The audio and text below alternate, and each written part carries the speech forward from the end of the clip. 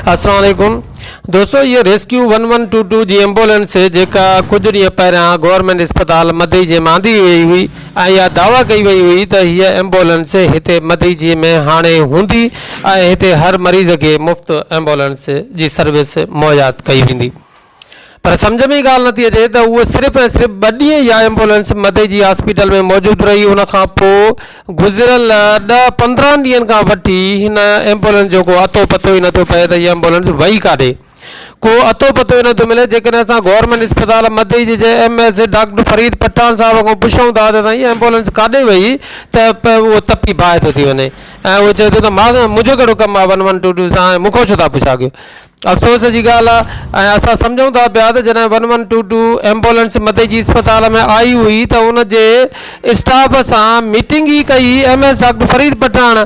उन्हनि सां छा कमिटमेंट थी, छा उन्हनि सां फिक्स थियो, छा तय थियो, छा उन्हनि सां शराइत थिया त उहा त उनखे ई ख़बर हूंदी न डॉक्टर साहिब खे जेको गवर्नमेंट अस्पताल मदईजी जो MS आहे। उन न सिर्फ़ु उन सां मीटिंग कई बल्कि सोशल मीडिया ते उन ख़बरूं बि हलायूं त अॼु खां पोइ हीअ जेका एम्बुलेंस गवर्नमेंट अस्पताल मदईजे में मौजूदु हूंदी ऐं हिते आयल मरीज़नि खे जेका आहे उहा फ्री ऑफ कास्ट हीअ एम्बुलेंस जी सर्विस मुहैया कई वेंदी।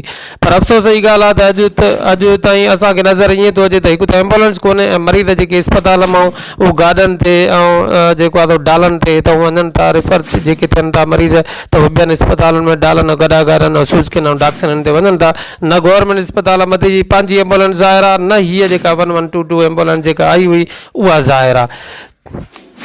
मां दोस्तों थोरो घणो पुछा त कयो आख़िर काॾे माना जेको आहे इहा एम्बुलेंस वई ऐं छो वई, आख़िर मदईजी वारनि कहिड़ो ॾोह कयो, कहिड़ो कसूर कयो।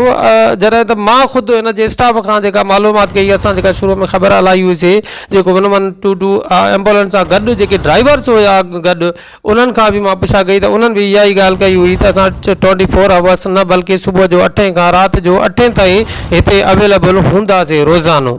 ऐं हुननि पाण माना इहा ॻाल्हि असांखे ॿुधाई हुई सचाई न्यूज़ खे। पर उन खां पोइ मूंखे सम्झ में ॻाल्हि नथी अचे त एम्बुलेंस जेका आहे उहा 2 ॾींहंनि खां पोइ उहा गुम आहे, न हुनजो को अतो आहे न पतो।